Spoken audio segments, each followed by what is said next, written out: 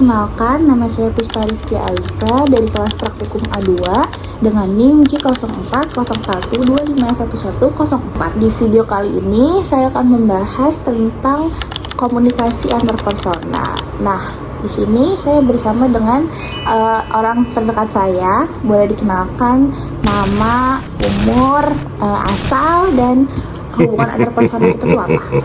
Halo guys, nama aku Agilo Noval Maeswara, biasa dipanggil Agil atau Bigel. Nah, aku dari kelas 491 dengan NIM 11512. Nah, asal aku dari Tangerang Selatan. Cuma sekarang stay di Bandung. Kenapa Bandung? Kenapa sih Bandung? Kenapa sih? Ada apa ya sama Bandung ya? Kenapa sih? Karena kuliah guys. Tuh, Di mana? Di mana tuh, Kak? Kuliah di mana? Di kampus. Di sini guys, di Telkom University Bandung. Betul. Pusat.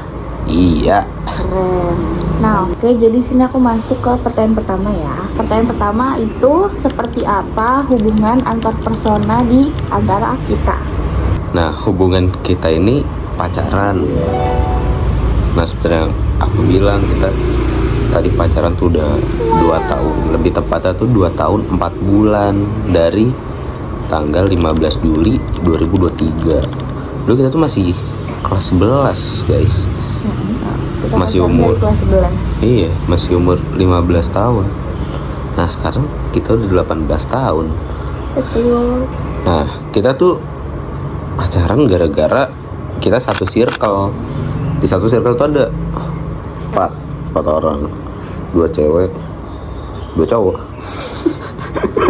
Kita tuh deket gara-gara kita tuh mau ke Blok M kan. Nah, Berempat. iya berempat, full team tuh berempat mau ke Blok M. Nah, ternyata H-1 ya kalau nggak salah tuh mereka nggak bisa. Nah, karena kita mikirnya, duh, waktunya udah diluangin gitu buat acara ini, masa nggak jadi kan sayang. Terus kapan lagi kan? Iya. Jadinya kita ya udah deh, kita jadiin aja berdua. Nah, karena cuma berdua kan. Nah, aku juga awalnya tuh sempat ada sedikit gitu lah rasa gitu, sedikit interest lah. Nah, ditambah kayak gitu kan jadi kayak makin gimana ya bilangnya gitu lah kan, makin dekat, jadi kesempatan buat ngedate. Nah, habis dari situ aku mulai chat intens tuh sama dia, chatan PDKT tuh dua mingguan ya. Kita 2 minggu doang PDKT. Iya. Karena kita emang dasarnya udah kenal. Tapi as a friend aja gitu. Iya, ditambah kan udah satu circle juga, jadi ya udah tau lah udah kenal gitu. iya, jadi PDKT cuma 2 minggu. Habis itu aku udah coba tembak dia tuh di call setelah PDKT 2 minggu, karena kan itu kita lagi libur ya. Lagi libur, kita nggak ada waktu gitu, ada acara masing-masing lah, namanya juga libur sekolah kan, lama liburnya. Nah, karena di situ tembak di call kan nggak kamu terima kan. Gak gentle. Jadi pas dia nembak di telepon itu aku nolak. Karena menurut aku nggak gentle juga guys, Iya, nembak di call tuh. betul. Makanya aku juga nembaknya di BSD, di ada tempat makan. Kepo ya. Dari situ tuh kita ya mulai pacaran sampai sekarang udah 2 tahun 4 bulan ya. Bedanya sekarang tuh kita LDR. Kan dulu kita 1,5 tahun ya. Iya, 1,5 tahun. Nggak LDR, kita ketemu mulu, main mulu tiap hari, bener setiap hari tuh. Pulang sekolah, pulang ngapa-ngapain, nggak pulang juga, lagi ngapa-ngapain, main dah, makan main, udah gitu doang sibukan kita dulu. Karena ya kita namanya bocah SMA, sesibuknya gimana sih gitu. Ya udah. Jadi kita main terus pagi, siang, sore, malam ketemu. Nah, bedanya yang sekarang LDR harus, itu mengharuskan kita LDR karena ya ini menempuh pendidikan. Nah iya, karena kita beda kampus, beda pilihan untuk melanjutkan ke kuliah. Jadinya mengharuskan kita untuk LDR. Iya, Agil di Bandung, aku di Bogor. Tapi prodi kita mirip. Mirip sih, Komunikasi. sama-sama komunikasi soalnya. Ini gaya prodi aku. Prodi aku nggak ada gayanya. Oke, lanjut ke pertanyaan kedua, itu situasi atau iklim suportif apa yang kita berdua bangun biar komunikasi antar personal kita tuh berjalan efektif. Gimana sih cara komunikasi kita? Gimana sih Cak caranya? Nah, gimana sih cara kita berkomunikasi selama LDR? Nah, jadi ini konteksnya sebelum LDR ya. Kita tuh sebelum LDR ya udah aja chatan biasa, teleponan. Karena sering ketemu, jadinya kita chatan sama teleponan itu nggak terlalu intens lah. Karena banyak ketemunya. Beda kayak sekarang kan kita udah LDR Bandung Bogor. Jadi kita lebih intens ngasih kabarnya, teleponannya. Kadang kalau waktu luang juga kita sempetin buat video call sih. Walaupun kita cuma ngobrolin hal-hal kecil ya, kayak gimana sih hari ini, hari kamu gimana, kelasnya gimana, ada tugas yang berat nggak atau gimana gitulah. Nah itu bikin kita merasa deket karena kita kan saling terbuka gitu, sama-sama cerita gimana hari ini. Nah, jadi sebelum LDR itu komunikasi kita tuh efektif karena emang kita ketemu ya, ketemu dan kita juga chat, video call. Cuma memang seringnya ketemu, jadi komunikasi kita tuh lancar karena itu. Nah, setelah LDR, cara kita agar komunikasi itu tetap efektif ya lebih intens gitu, video callnya, chatnya, telepon, karena kita nggak bisa ketemu tuh cuman sebulan sekali gitu, paling cepat juga 2 minggu sekali kayak gitu. Jadi cara yang kita bangun ya itu ya, fokusin ke lewat HP gitu. Kalau ada waktu luang segala macam kita sempetin buat tetap saling terbuka lah intinya kayak gitu.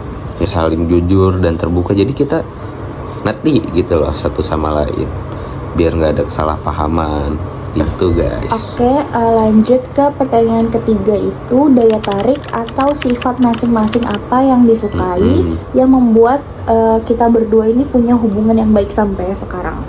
Oke, aku duluan ya. Kalau dari aku, sifat yang aku suka dari dia itu sabarnya guys. Walaupun sabarnya itu tipis banget, setipis tisu, tapi masih sabar kok.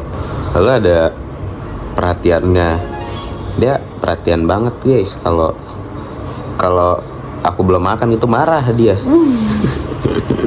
Gitu sih, overall kayak gitu. Banyak sih sifat-sifat yang aku suka dari dia.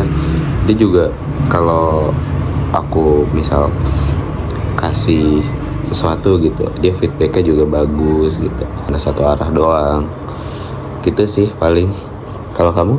Nah, kalau dari aku sendiri, sifat yang aku suka dari Agil ya sama-sama juga guys, orangnya sabar, walaupun lebih sabar aku. terus juga selain sabar juga Agil sama pengertian.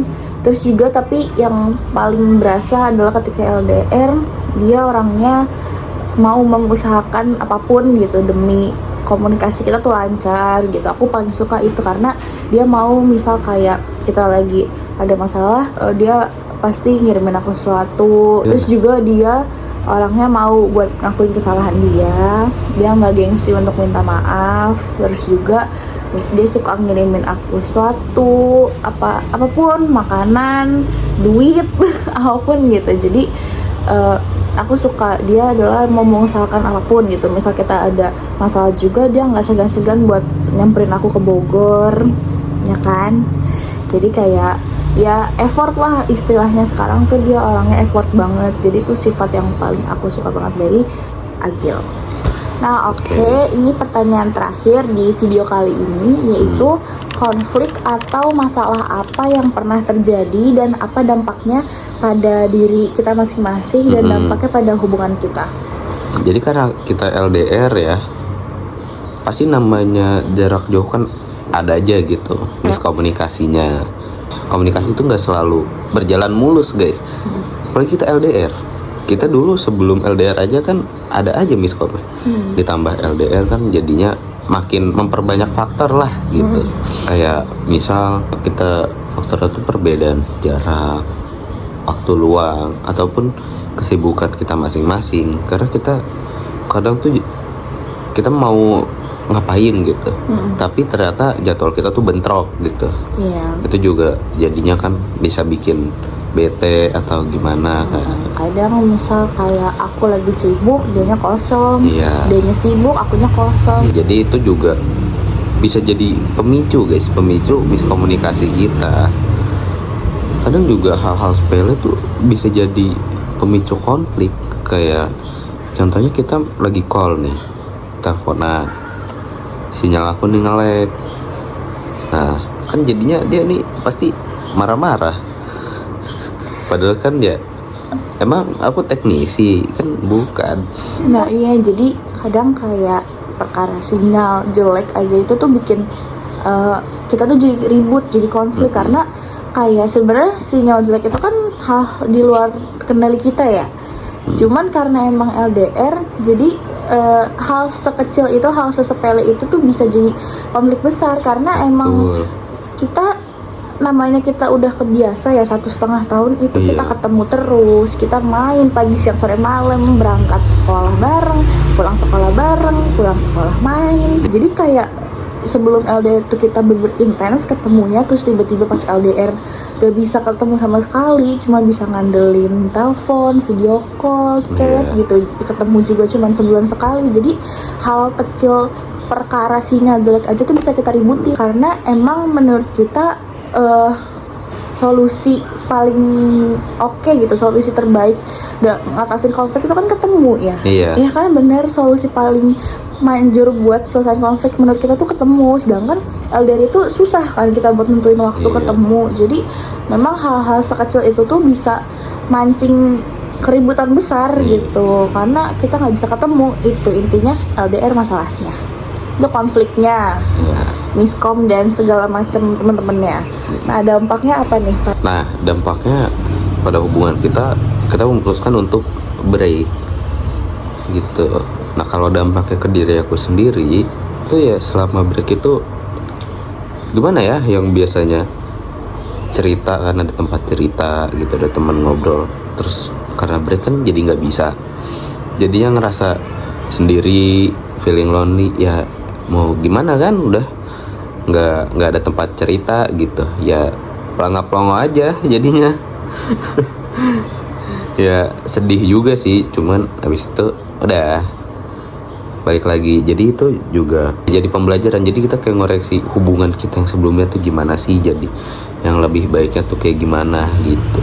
Kalau dampaknya buat diri aku sendiri ya pasti sama ya kayak Agil, pasti ngerasa kesepian, tiba-tiba nggak bisa teleponan. Sedangkan kan salah satu-satunya komunikasi kita ya lewat chat, lewat telepon gitu. Jadi pas break kita sama sekali nggak teleponan, nggak video call. Jadi memang kadang tuh ada perasaan aduh pengen cerita, pengen nyeritain ini, pengen nyeritain itu, tapi nggak bisa. Karena ya itu, setiap kita komunikasi jatuhnya ntar malah ada aja yang diributin ya. Tiap telepon tuh ada aja yang diributin. Jadi itu sih dampaknya ke aku, jadi ya kesepian lah intinya gitu. Tapi ya benar kata Agil, dari break itu kita jadi sama-sama belajar, kita juga saling mikir, kita saling paham lah sama kesibukan masing-masing. Emang itu sesuatu yang gak bisa dipaksain juga kalau emang namanya sama-sama sibuk ya.